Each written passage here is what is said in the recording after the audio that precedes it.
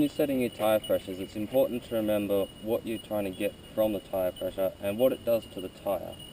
So of course the best place to start is at the manufacturer's recommended cold pressure, and always remember to do that cold, and then work up or down from there based on how the car feels. And it's always important to monitor how your tyre is wearing as well, as a under pressure tyre will wear out the outer edges of the tyre face, and that it also slows down the car and increases your fuel consumption and all that sort of stuff. So you don't want to decrease it too much if you can avoid it. Also, if you overpressure the tyre, it'll wear through the centre of the tyre or the crown of the tyre. It'll reduce fuel consumption, but in the end you wear out your tyres faster, and that's bad. So basically what you're trying to get is you're trying to adjust the handling of your car at the point of contact with the road. So the way I've done it on the Fiesta here is to counter for the way it's set up to understeer with a slightly softer rear end than it would perhaps I would like it. So I've effectively stiffened the rear of the car to count to in comparison to the front of the car. So this effectively cancels some of the understeer by increasing the amount of oversteer present in the car. It may not help the overall grip level, but it's how I like the car to handle. So that's what you're trying to achieve from this. You want to get the car handling how you want it to. Those factory recommended pressures are for a cold tyre only.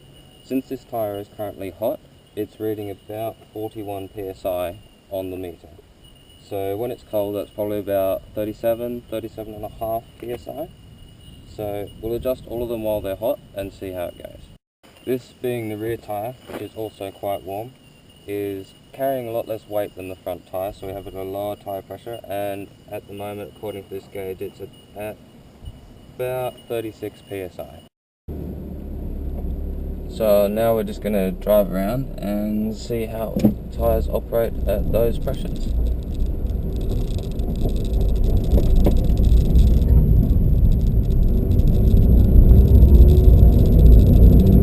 Straight away we have good steering feel, it's working well over the bumps and it's responding linearly.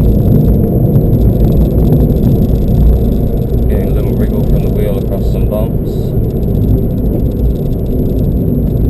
Got good mid-corner grip, exits a bit, washes out a bit. It's a bit hard over the bumps. Doesn't like bumps very much at this pressure, it's a bit hard for the bumps.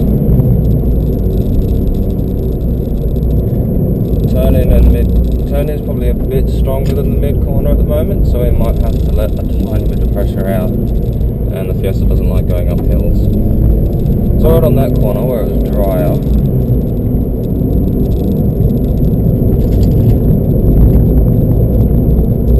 back just letting go there, so the rear pressures are about right.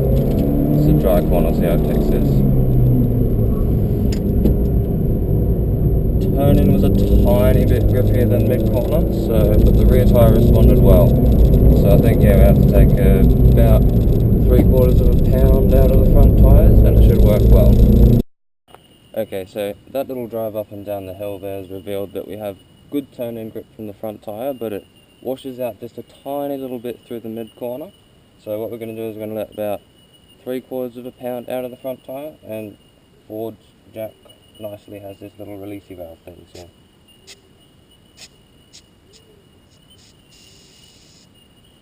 So now that's reading just over 40 psi, so that is a hot temperature, so when it's cooled down that'll probably sit just under 37 psi. It is of course important to remember to do both sides of the car and all 4 tyres. Seems obvious, but I'd forget it, so I thought I should remind you all. I think it's important that I mention that I'm running different tyres front to back on this car.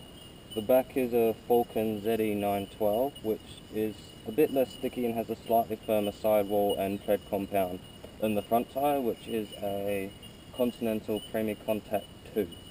So of course, as the front tyre has more weight on it, being front wheel drive with the engine there and everything, it's running a much higher pressure than the rear.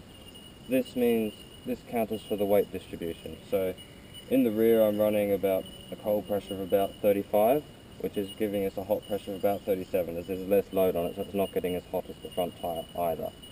The reason I'm doing this is to balance out how the car handles. I like a car that turns in well and then has a little bit of oversteer with a bit of understeer if you're a complete muppet with the controls. So the rear is running quite hard for the amount of load on it, and this means it'll turn in well, it'll match the front tyre's turn-in grip, but it lets go in the mid-corner just before the rear does. And it also assists if you get a bit of understeer, you can lift off the throttle and it helps the car turn into the apex better.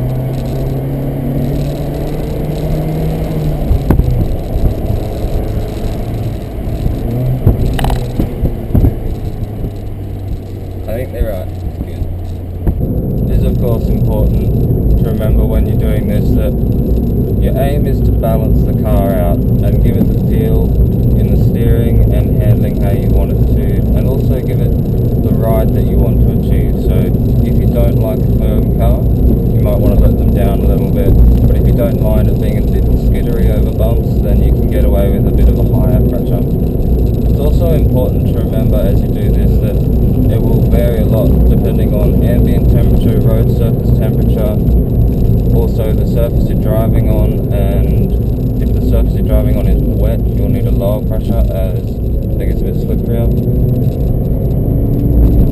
It's important to remember that you always start at the manufacturer's recommended cold pressure and work on it when all the tyres are up to temperature or at cold. In the middle won't work because it'll either overpressure or underpressure based on if you set it when they're hot or cold too far. So those things are important to remember. It's also important to remember that you only ever do it little bits at a time. Like there's a huge difference in this car if I vary it by like half a pound to 3/4 of a pound in the front tyre.